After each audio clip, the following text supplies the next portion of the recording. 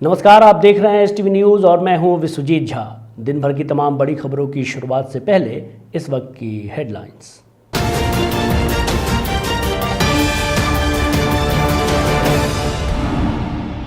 नीतीश मंत्रिमंडल में विभागों का हुआ बंटवारा, गृह सहित कई अहम विभाग मुख्यमंत्री के पास। पूर्वी चंपारण जिलाधिकारी ने लोगों को दी छठ की शुभकामना, कहा 2 गज दूरी, मास्क है जरूरी। ढाका विधायक पवन जायसवाल ने क्षेत्र में निकाला धन्यवाद यात्रा, अपनी जीत पर लोगों का जताया आभार। पूर्वी चंपारण के फेनहारा से चावल लदी 2 पिकअप जब्त, प्रखंड क्षेत्र के सिखौना का है मामला। पश्चिमी चंपारण के बगहा में आग से खलिहान में रखी धान की फसल हुई खाक। और पूर्वी चंपारण के सुगौली में छठ पूजा की तैयारियों में जुटे हैं लोग, सामूहिक छठ घाटों की हो रही है साफ सफाई।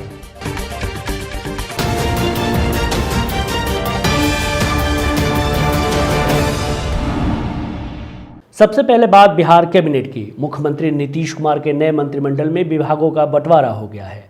मुख्यमंत्री अपने पास गृह, सामान्य प्रशासन, कैबिनेट, निगरानी और निर्वाचन विभाग के अलावा वे सभी विभाग रखे हैं जो अभी तक किसी को आवंटित नहीं किए गए हैं। विजय कुमार चौधरी को ग्रामीण कार्य, ग्रामीण विकास, जल संसाधन, सूचना जनसंपर्क तथा संसदीय कार्य विभाग का जिम्मा सौंपा गया है।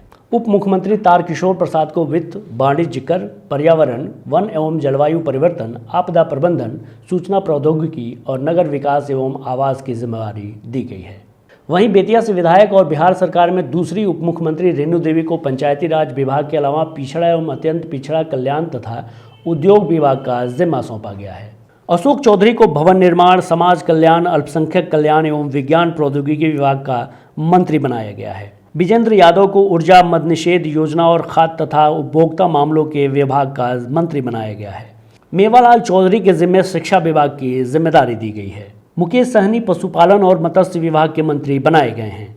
मंगल पांडे को स्वास्थ्य, पथ परिवहन तथा कला संस्कृति विभाग की जिम्मेदारी दी गई है। अमरेंद्र प्रताप सिंह को कृषि, सहकारिता और गन्ना विभाग का मंत्री बनाया गया है। रामप्रीत पासवान के पास लोक स्वास्थ्य अभियंत्रण विभाग की जिम्मेवारी है। रामसूरत राय को राजस्व एवं विधि विभाग का मंत्री बनाया गया है। शीला कुमारी को परिवहन, संतोष माझी को लघु और सिंचाई तथा अनुसूचित जाति जनजाति कल्याण मंत्री बनाया गया है। जीवेश मिश्रा को पर्यटन, श्रम और खान एवं भूतत्व मंत्री बनाया गया है।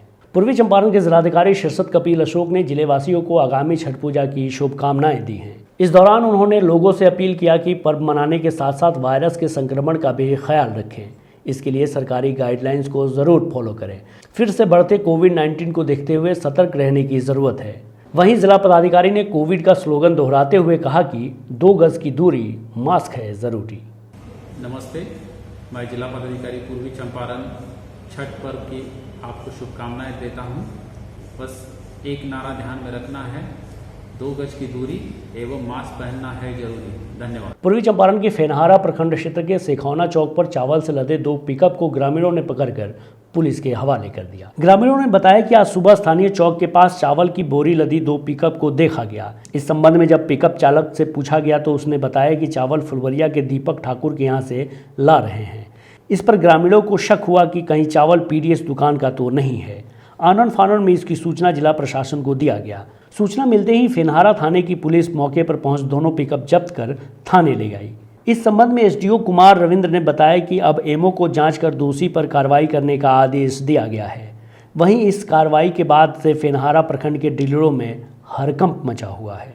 पूर्वी चंपारण के ढाका में बीजेपी के नवनिर्वाचित विधायक पवन जायसवाल ने आज क्षेत्र में धन्यवाद यात्रा निकाला। इस यात्रा के माध्यम से विधायक ने क्षेत्रवासियों पर फूलों की वर्षा कर जीत दिलाने के लिए आभार व्यक्त किया। ढाका और घोड़ासन प्रखंड के करीब 41 मुख्य जगहों पर धन्यवाद यात्रा के माध्यम से चुनाव के बाद पहली बार जनता से रूबरू हुए। इस दौरान पवन जायसवाल के साथ सैकड़ों कार्यकर्ता और समर्थक मौजूद रहे। पश्चिमी चंपारण के बगहा से आगलगी की खबर आ रही है। बताया जाता है कि किसानों द्वारा खलिहान में धान की फसल काटकर इकट्ठा की गई थी, जहां अचानक आग लगने से रखी धान की बालियां धूं धूं कर जल गई। पूरा मामला प्रखंड क्षेत्र के भैसही पंचायत के हरपुर गांव का बताया जा रहा है। लोगों की माने तो आग इतना भीषण था कि किसानों द्वारा लाख प्रयास के बावजूद भी समय रहते आग पर नियंत्रण नहीं पाया जा सका। सूचना पर आनन फानन में पहुंची दमकल की गाड़ियां काफ़ी मशक्कत के बाद आग पर काबू पाईं। तब तक सब कुछ राख हो गया था। आग किस कारण से लगी, इस बात की अभी पुष्टि समाचार संकलन तक नहीं हो पाई है। अगली खबर पूर्वी चंपारण के फेनहारा से है, जहां आग से घर का सामान, अनाज और मवेशियों सहित करीब 2 लाख रुपए की संपत्ति जलने का अनुमान है। मामला प्रखंड क्षेत्र के बिशुनपुर गांव का बताया जा रहा है। आगजनी की घटना के संबंध में पीड़ित शिवजी राय ने बताया कि घर के सभी लोग सो रहे थे। इसी बीच अचानक घर में आग लग गई। जब तक नींद खुलती और गांव के लोग आते तब तक सब कुछ जल चुका था। उधर स्थानीय मुखिया प्रमीला देवी ने पीड़ित परिवार को सरकारी सहायता देने की सरकार से मांग की है। वहीं सीओ विजेंद्र कुमार सिंह ने कहा कि आगजनी की घटना की सूचना मिली है, सीआई को जांच के लिए भेजा गया है। जांच रिपोर्ट आने के बाद जो सरकारी सहायता का प्रावधान है दिया जाएगा। वैशाली के रसूलपुर हबीब गांव में बीते दिनों घटी मानवता को शर्मसार कर देने वाली घटना के एक आरोपी को पुलिस ने आज 17 दिनों बाद गिरफ्तार कर लिया है। बाकी 2 की गिरफ्तारी के लिए पुलिस छापेमारी कर रही है। बता दें कि पिछले दिनों 3 मंचलों ने एक लड़की से जबरदस्ती करने की कोशिश की। लड़की द्वारा विरोध करने पर मंचलों ने उस पर मिट्टी तेल छिड़ककर जलाने का प्रयास किया। गंभीर रूप से झुलसी 20 वर्षीय युवती को बेहतर इलाज के लिए पीएमसीएच रेफर किया गया, जहां इलाज के दौरान गत रात उसकी मृत्यु हो गई।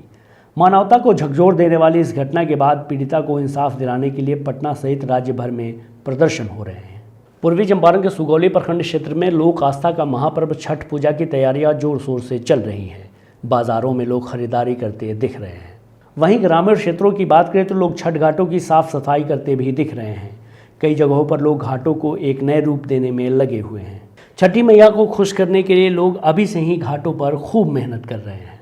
दीपावली संपन्न होते ही छठ पूजा की तैयारियां जोर शोर से शुरू हो गई हैं। सुगौली के बीडीओ सरोज बैठा, थानाध्यक्ष विवेक कुमार जायसवाल, नगर पंचायत के उप मुख्य पार्षद श्याम शर्मा एवं विकासशील इंसान पार्टी के नेता मनोज साहनी ने प्रमुख घाटों एवं तालाबों का जायजा लिया। वहीं सुगौली प्रखंड के फुलवरिया पंचायत में मुखिया अवधेश कुशवाहा ने भी अपने क्षेत्र में छठ घाटों पर हो रही तैयारियों का जायजा लिया। प्रशासन द्वारा क्षेत्रों में संवेदनशील, अति संवेदनशील एवं खतरनाक घाटों को चिन्हित करते हुए उसका प्रचार प्रसार कराना सुनिश्चित किया जा रहा है।